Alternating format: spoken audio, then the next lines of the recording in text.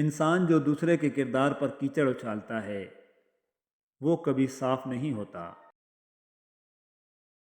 بانو قدسی آپا فرماتی ہیں، ایک سانولی لڑکی اور خالی جیب والا مرد بہتر جانتے ہیں کہ اس معاشرے میں رہنا کتنا مشکل ہے۔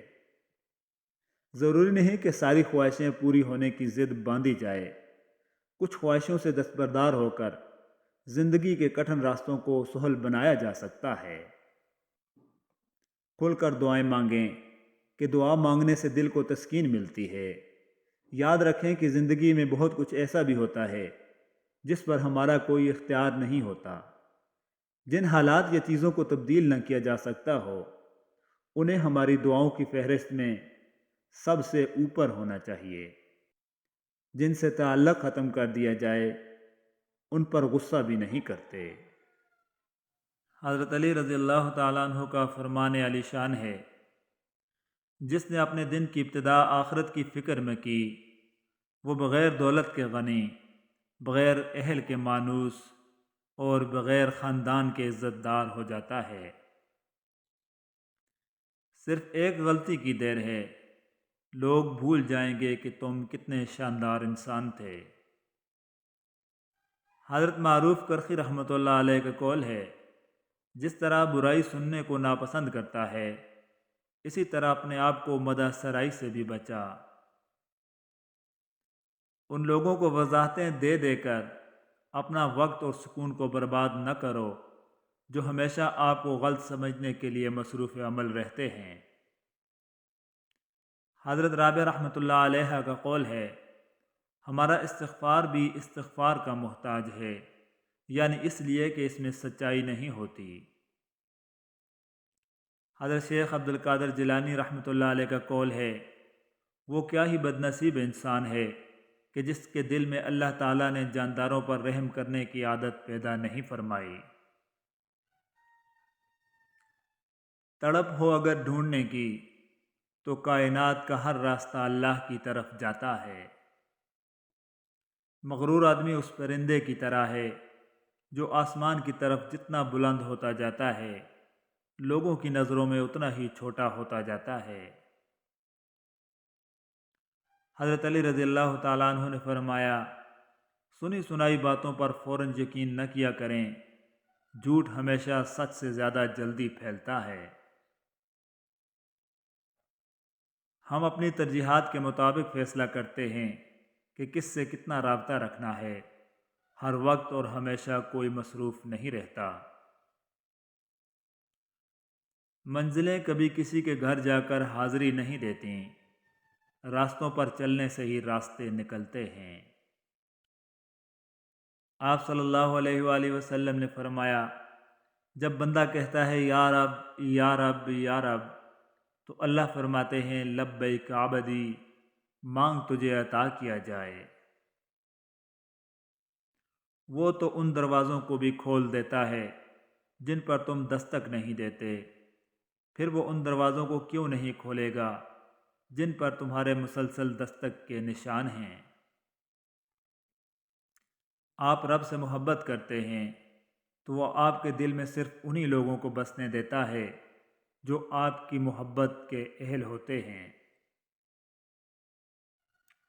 ایک دوسرے کا ساتھ دینے کے لیے کسی مشکل ترین فلسفے کی نہیں بلکہ خوبصورت احساس کی ضرورت ہے۔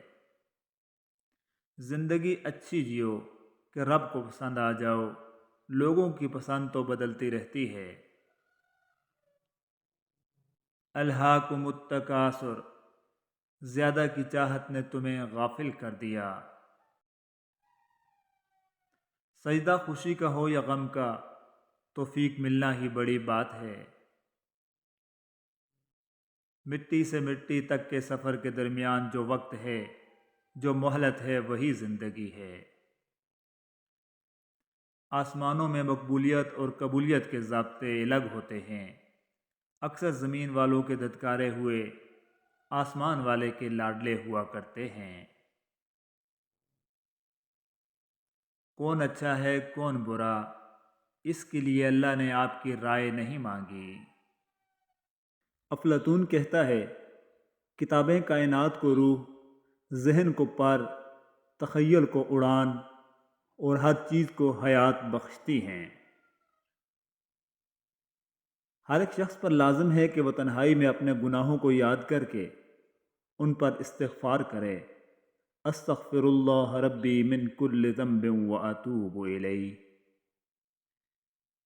اپنے اندر کی گندگی کو دوسروں میں تلاش کرنے کو شک کہتے ہیں۔ باہمت لوگ کبھی ہارا نہیں کرتے، یا وہ جیت جاتے ہیں یا وہ کچھ سیکھ جاتے ہیں۔ کل بے وجہ کتاب سے چہرے کو ڈھانپ کر تا دیر تیری یاد میں بیٹھا رہا کوئی۔ عورت خود ایک بڑی طاقت ہے، اتنی بڑی طاقت کہ مرد پیدا کرتی ہے۔ زندگی خوبصورت خود بخود نہیں بنتی، بلکہ حسن و اخلاق کی اینٹوں سے تعمیر کرنا پڑتا ہے۔ خود کو سمجھانا سیکھ جائیں تو پھر کسی بات کی وجہ سے زیادہ دیر تک پریشان نہیں ہوں گے۔ ایک ایسا شہر بسانے کی آرزو ہے مجھے جہاں پہ لوگوں کا مسلک فقط محبت ہو۔ لوگ صرف سیرت کا رونا ہی روتے ہیں، بات ہر کوئی شکل دیکھ کر شروع کرتا ہے۔ جب دلوں میں فرق بڑھ جائے تو اس بے درد ساتھ میں دلیلیں، منطقیں اور فلسفے بیکار جاتے ہیں۔ نیند اور جہالت جتنی گہری ہوگی، جگانے والے پر اتنا ہی غصہ آئے گا۔ اسے خبر ہی نہیں ہے عقیدتوں کے چراغ، کہاں جلائے کہاں پر بجھائے جاتے ہیں۔ نفع نقصان کی باتیں نہیں جچتی ہم کو، ہم نے کبھی یار تیرے ساتھ تجارت کی ہے۔ کوشش کے باوجود بھی ہم کچھ لوگوں کے لیے پتھر نہیں بن پاتے، مگر اس کوشش میں ہم ارد گرد کے باقی لوگوں سے بیزار ہو جاتے ہیں۔ کسی کے واسطے پاؤں کی خاک ہیں ہم لوگ، کسی کے واسطے سارا جہاں ہوتے ہیں۔ کبھی کبھی کچھ خواہشیں تب پوری ہوتی ہیں جب دل سے ان کی خواہشیں اور زندگی میں ان کی ضرورت ہی ختم ہو جاتی ہے۔ سونے سے ذرا پہلے آپ کے دماغ میں جو آخری انسان آتا ہے، وہی آپ کی خوشی یا پریشانی کا باعث ہوتا ہے۔ اگر محبت سبز ہوتی ہے تو تمہارے وجود کو سبزہ زار سے تشبیہ دی جا سکتی ہے۔ سبزہ جو میری زندگی کی بنیاد ہے، جسے دیکھوں تو آنکھوں کو ٹھنڈک نصیب ہوتی ہے، جس کے سائے میں رہوں تو مسرت و طمانینت کا ایک احساس میری روح تک کو تسکین بخش دیتا ہے۔ حیادار ہونا مرد پر بھی اتنا ہی واجب ہے جتنا کہ عورت پر۔